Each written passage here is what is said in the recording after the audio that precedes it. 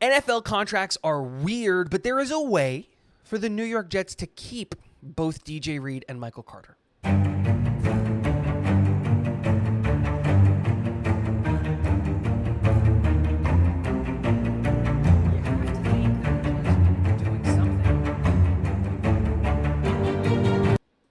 What is going on, guys? Welcome back to Talking Jets with Tigo. My name is Tigo, and one of the conversations that is going to dominate this offseason is going to be the conversation about Michael Carter II and DJ Reed, and which one do you extend and which player do you keep and how do you go about handling this business. And I totally get this conversation, right? Because the New York Jets have the best secondary in the NFL, and these two players are key pieces to that elite secondary that the New York Jets have. But the cap space is real. You can't just pay every player. And with the looming massive contract that Sauce Gardner is going to be eligible for next year and more than likely going to get, how do the New York Jets approach the DJ Reed and the Michael Carter situation? And a lot of people, me included, have this belief, and I kind of stand by it, that the New York Jets can only pick one of the two players. And if you're going to pick one of the two players, the financially responsible decision is to take Michael Carter. Because Michael Carter is probably only going to command a 3-ish or maybe 4-year deal of around $11 million a year. So it would be a 3-year, $33 million deal or a 4-year, $44 million deal, because that is what the top slot cornerbacks are making in the NFL right now.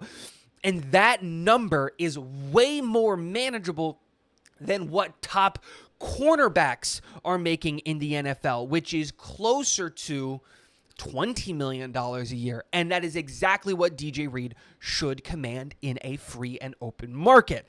Here is the caveat to all of that, and that is the fact that the New York Jets, especially when you take into consideration guaranteed money, because I think a lot of people like to look at the contract as like, what are the big numbers? And the guaranteed money is just kind of thrown aside. And when you look at the cap, the number that matters is guaranteed money. That's what matters. Because all of the other money doesn't really matter, doesn't exist. The players aren't going to get paid that if the team doesn't want to pay them that. So a great example is the Jalen Ramsey contract that he got with Miami. He got a 5-year, $100 million year. However, only $43.7 million was guaranteed, which gives us a guaranteed percentage of his contract of only 43% or 44% if we round up.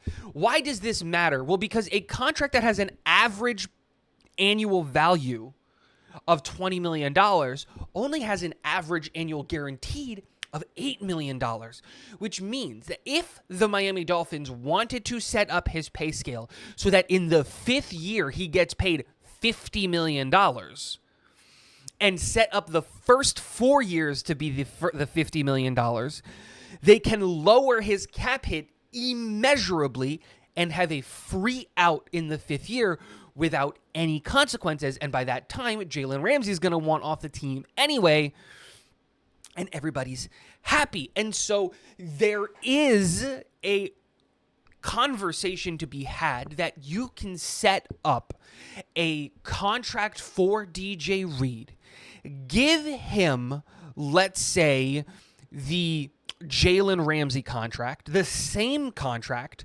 $100 million over 5 years. But what you do is you put that money in, and technically it's 3 years because of the void years and all of those things. You can put a lot of that money on the back half of the contract and get out of the contract before it balloons, keeping your core together. That is an option. And especially because if you can maneuver around 2025, because 2025 is the year that you have to maneuver around. Because in 2026 and 2027, we're kind of okay in terms of cap space. We have a ton of it. You have to maneuver around 2025.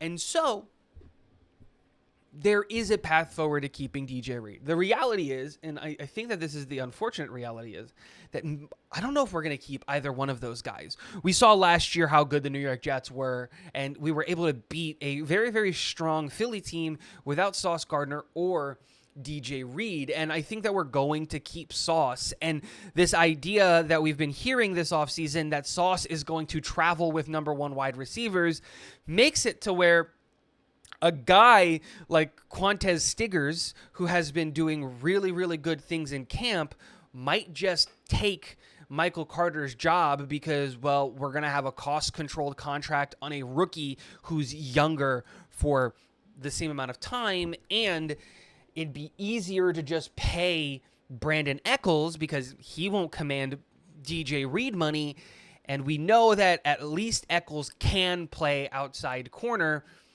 because he did it. He was our starting corner before we drafted Sauce and before we signed DJ Reed. And I like Echols, and I have a belief that he has a spot on this team, and I think that so does this coaching staff. But let me know what you guys think in the comment section below. This whole contract situation is so incredibly delicate, and when you take into consideration the whole what are you going to do about,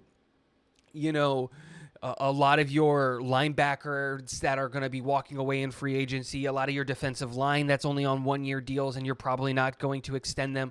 A lot of your offensive line is on one-year deals. Tyler Conklin is on the last year of his deal. You just traded big money for Hassan Reddick. He doesn't have a contract beyond this point. What are you going to do? How are you going to handle this? This offseason is going to be very, very fun, not just because we're going to get to see this team get better every day, but because at any point in time, a wild story about a contract, about an extension, about a restructure, about a trade can happen. Let me know what you guys think in the comments, and I'm out of here. Go Jets.